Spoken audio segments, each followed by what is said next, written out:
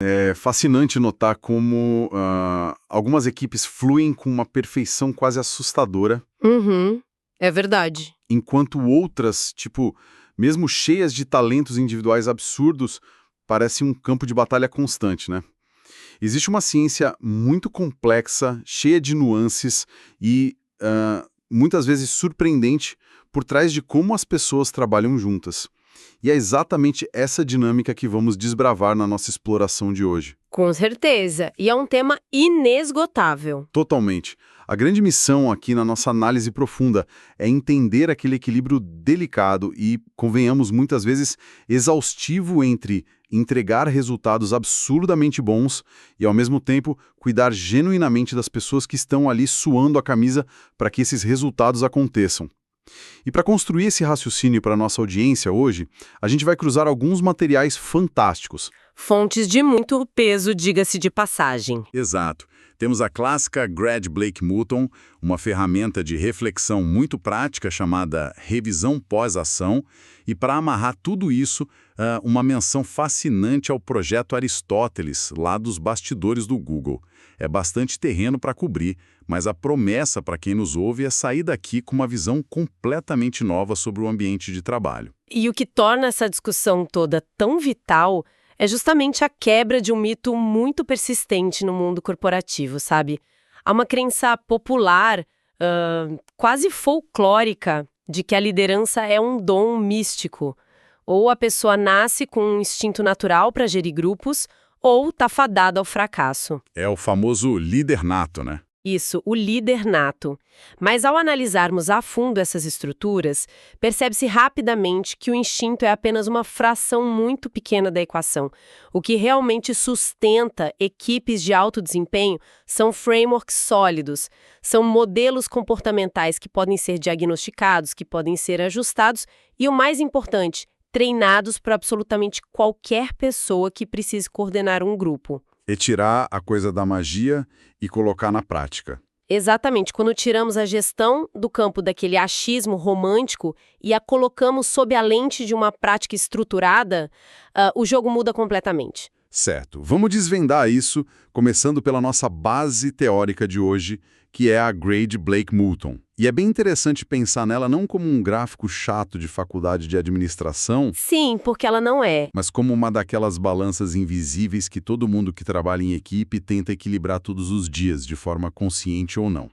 A grade funciona cruzando dois eixos fundamentais. De um lado, no eixo vertical, temos o nível de preocupação com as pessoas e do outro, no eixo horizontal, a preocupação com os resultados.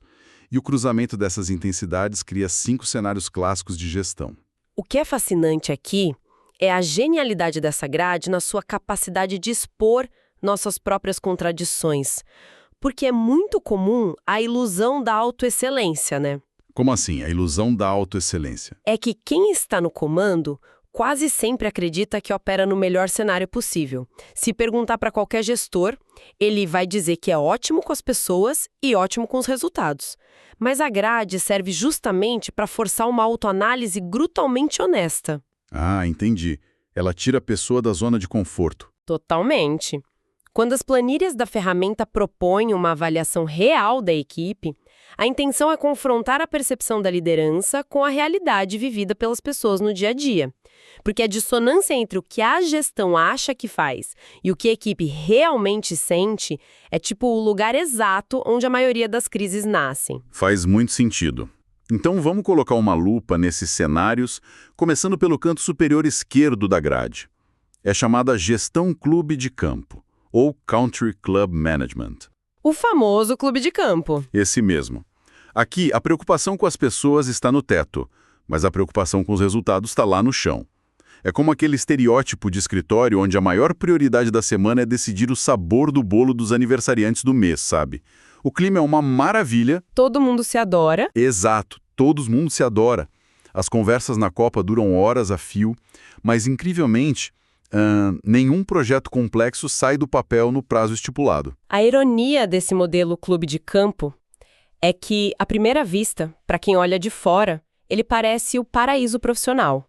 Afinal, quem é que não quer trabalhar em um lugar sem atrito algum? Pois é, parece o sonho de consumo de muita gente. Parece, mas a realidade por trás dos bastidores é que a mediocridade acaba sendo premiada. O líder clube de campo tem tanto pavor de conflitos ou um medo tão grande de não ser amado pela equipe que ele evita dar qualquer feedback negativo. E o resultado prático disso é que os poucos indivíduos que realmente tentam puxar a barra da qualidade para cima, Eles acabam se frustrando, imagino. demais, eles se frustram e simplesmente vão embora. A longo prazo, essa falsa harmonia gera uma ansiedade crônica no ambiente, porque todo mundo, no fundo, sabe que a engrenagem da empresa não está girando como deveria. Mas espera aí, a gente não ouve o tempo todo, em praticamente todo artigo de negócios por aí, que uma equipe feliz é uma equipe produtiva? Essa não seria a premissa fundamental para a gestão clube de campo dar certo? Seria, sim. Mas seria se a felicidade no trabalho viesse apenas de comer bolo e bater papo no corredor. A verdadeira satisfação profissional também vem da realização, sabe? Vem daquele senso de progresso, de competência, de entregar algo difícil. Quando não há desafio ou cobrança por excelência, essa suposta felicidade vira mera estagnação. E isso nos leva diretamente para o cenário mais sombrio da grade. Que fica bem no canto inferior esquerdo. Exato. A gestão empobrecida. É a combinação letal de baixa preocupação com pessoas e baixa preocupação com resultados. Esse soa como o fundo do poço corporativo mesmo.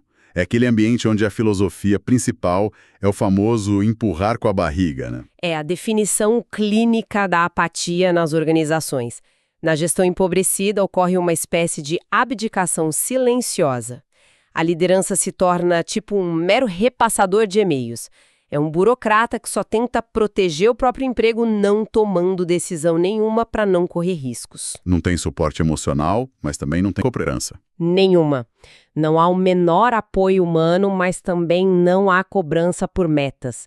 É o reino do cinismo absoluto. As pessoas apenas batem o ponto, fazem o mínimo estritamente necessário para não serem demitidas no final do mês e vão embora. O grande perigo aqui é que esse estado de desconexão total funciona como um vírus. Ele vai se espalhando. Sim, ele destrói a cultura da empresa de forma invisível, corroendo qualquer iniciativa de inovação que tente surgir ali dentro. E como o mundo corporativo no geral odeia a falta de resultados, a reação instintiva de muitas empresas quando percebem essa apatia toda é pular direto para o extremo oposto da grade. O que também é um desastre.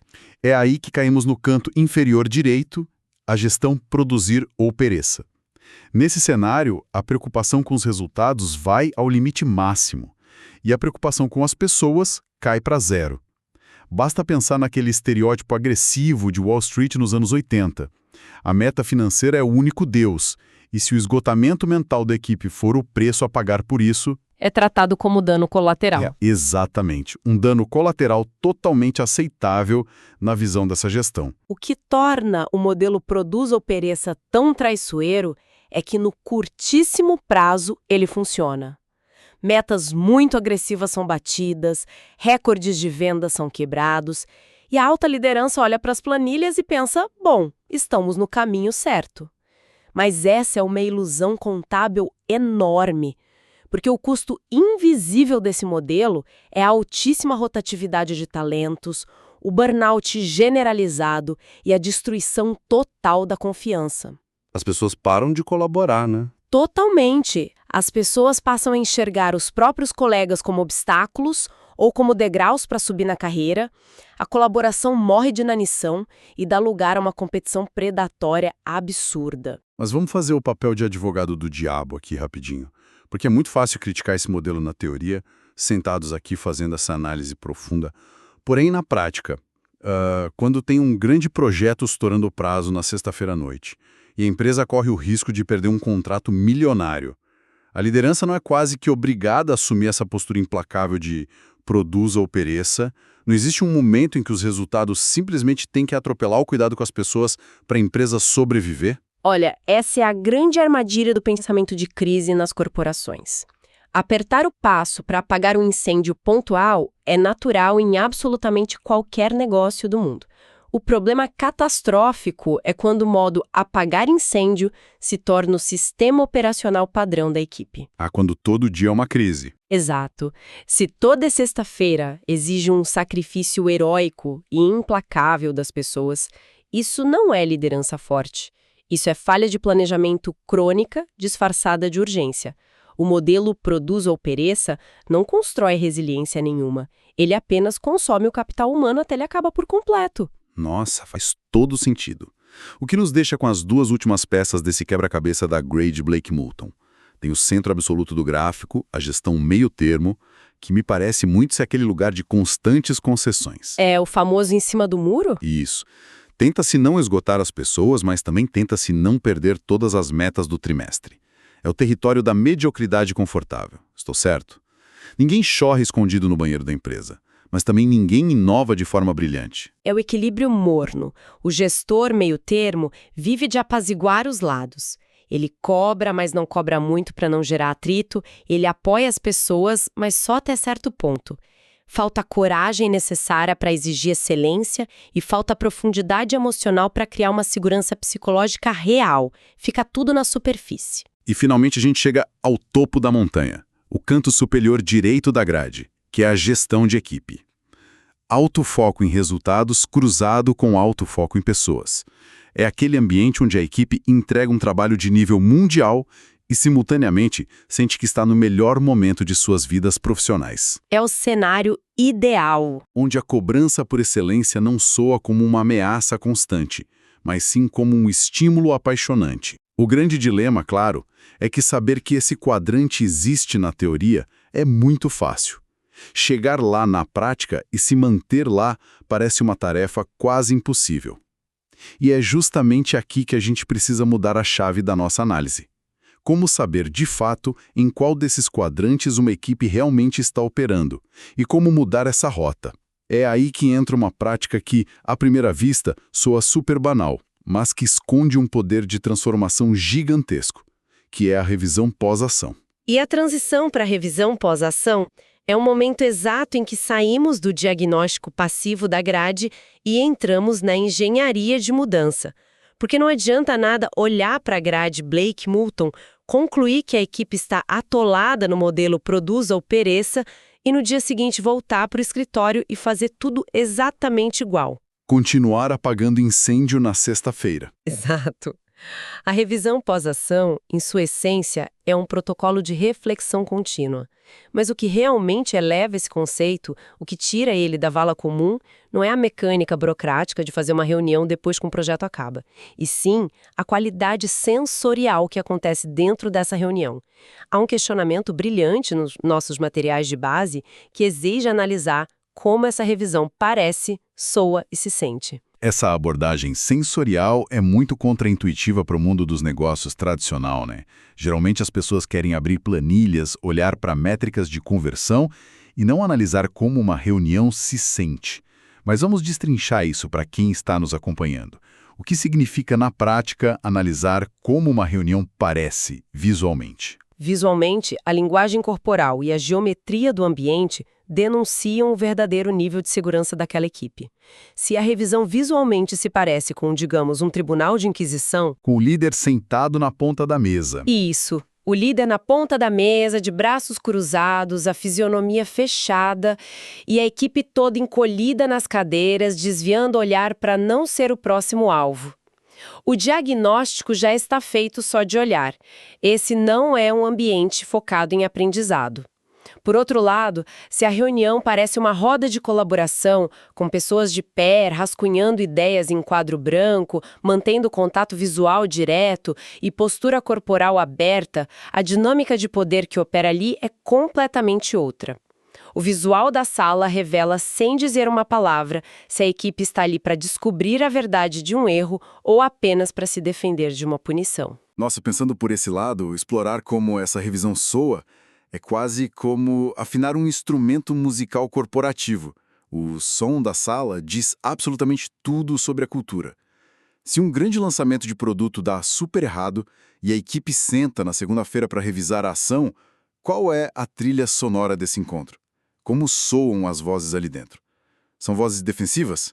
Pessoas se interrompendo rapidamente para garantir que não vão levar a culpa pela falha? O tom de voz entrega o jogo. Entrega muito. Ou o som é de curiosidade genuína, né? Frases que começam com algo do tipo: acho que erramos na premissa da campanha. O que podemos mudar para a próxima tentativa? No lugar daquela clássica frase acusatória tipo: quem aprovou esse erro grotesco? É uma diferença brutal. A acústica de uma sala de reunião revela o nível de maturidade emocional do grupo inteiro. No quadrante Produza ou Pereça, que a gente discutiu antes, o som da revisão é sempre o som de desculpas esfarrapadas e acusações mútuas. No quadrante Clube de Campo, o som é daquele silêncio constrangedor ou de uma falsa positividade, onde ninguém aponta o erro evidente para não estragar o clima amigável da tarde. Apenas no cenário de gestão de equipe é que ouvimos o som de um debate intelectual vigoroso, focado estritamente no problema e não no ego das pessoas envolvidas.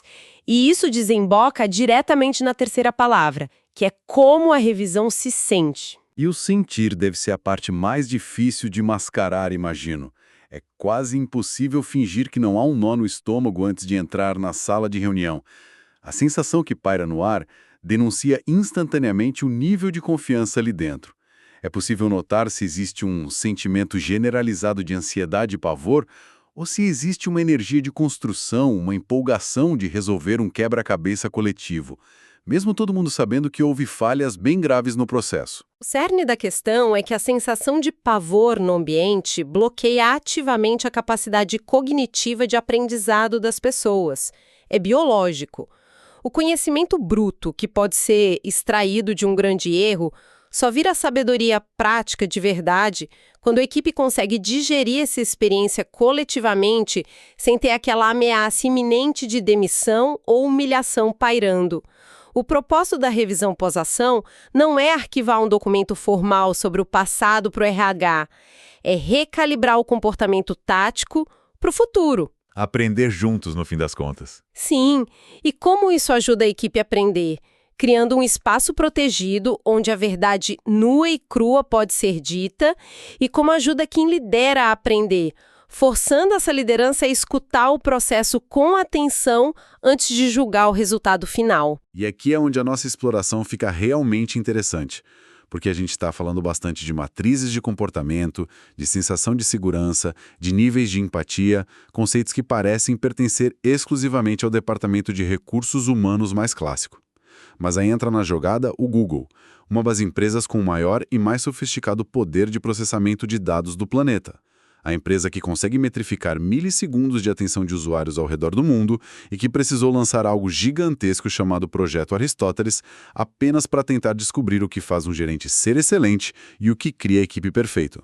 É citar de forma exata o artigo do The New York Times apontado nas nossas fontes, que diz o que o Google aprendeu de sua busca para construir a equipe perfeita. Olha, essa iniciativa do Google é, sem dúvida, um dos episódios mais fascinantes da história corporativa moderna.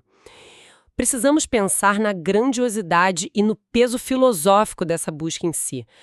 Uma gigante da tecnologia, cujo instinto principal sempre foi resolver qualquer problema complexo através de algoritmos, linhas de código e testes incessantes, de repente se depara com um muro do fator humano. Eles tinham nos servidores deles gigabytes de dados de desempenho, mapeamento profundo de currículos, histórico escolar de cada funcionário. E mesmo assim, a fórmula mágica da equipe de alto rendimento continuava sendo um mistério absoluto. A matemática não fechava. Não fechava. O simples fato de que eles precisaram iniciar uma investigação de anos a fio para entender algo aparentemente óbvio é a maior prova que temos de que a dinâmica humana resiste bravamente à quantificação pura e simples. É quase poético se parar para pensar. Eles conseguiam prever padrões globais de consumo pela internet com uma precisão assustadora, mas não sabiam ao certo por que a equipe de engenharia do andar de cima entregava resultados excepcionais todos os meses, enquanto a equipe do andar de baixo, com currículos idênticos das melhores universidades, vivia em conflito constante com baixa produtividade. Isso destrói por completo aquela ideia ingênua de que juntar um monte de gente brilhante em uma sala garante o sucesso automático de um projeto. Destrói completamente.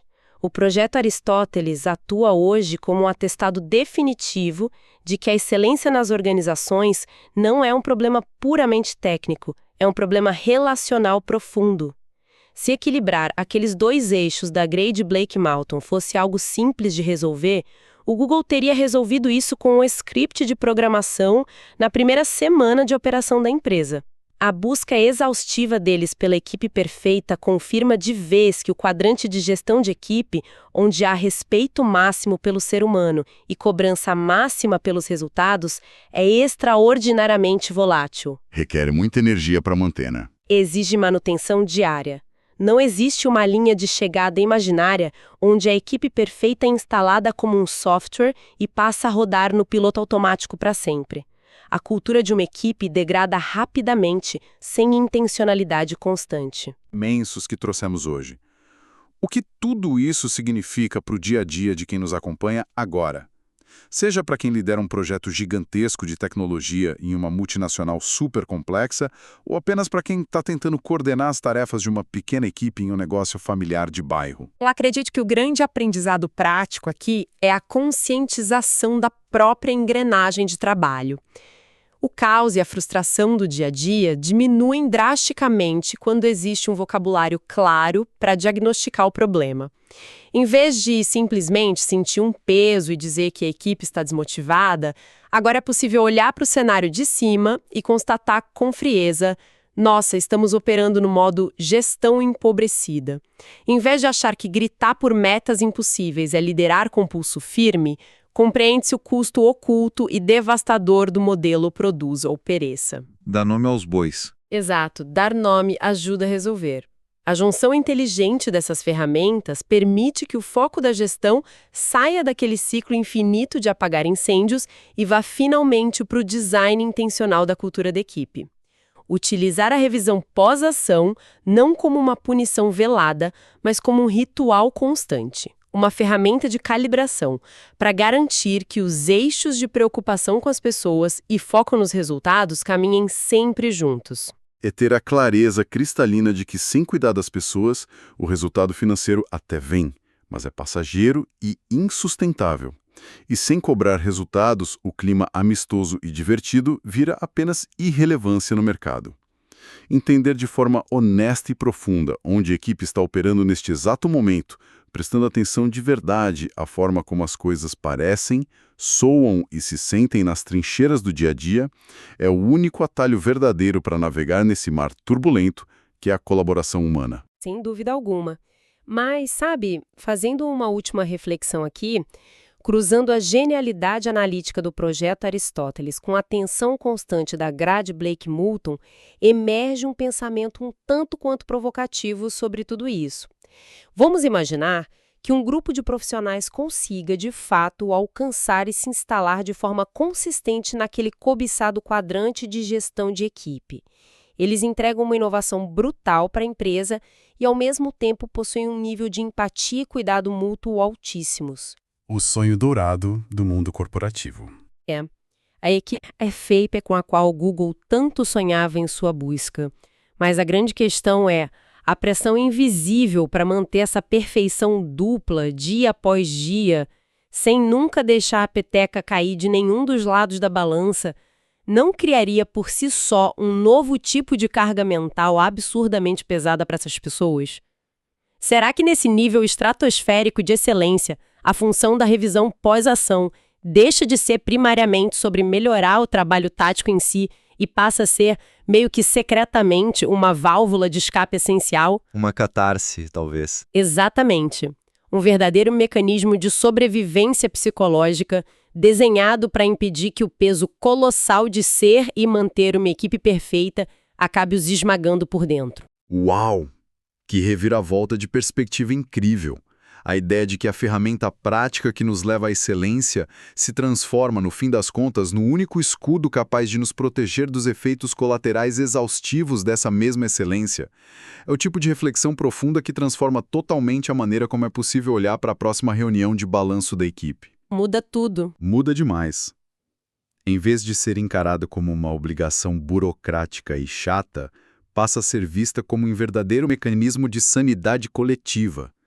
É fascinante perceber que, por trás de todas as planilhas financeiras, projetos ágeis e metas corporativas inatingíveis, a resposta final sempre, inevitavelmente, volta para a complexidade gigantesca da condição humana. Tem sido uma jornada intelectual incrível costurar todos esses conceitos ao longo dessa exploração. Que essas ideias continuem provocando e refinando a maneira como trabalhemos juntos e construímos o futuro todos os dias. Um grande abraço a todos e até a próxima linha de raciocínio.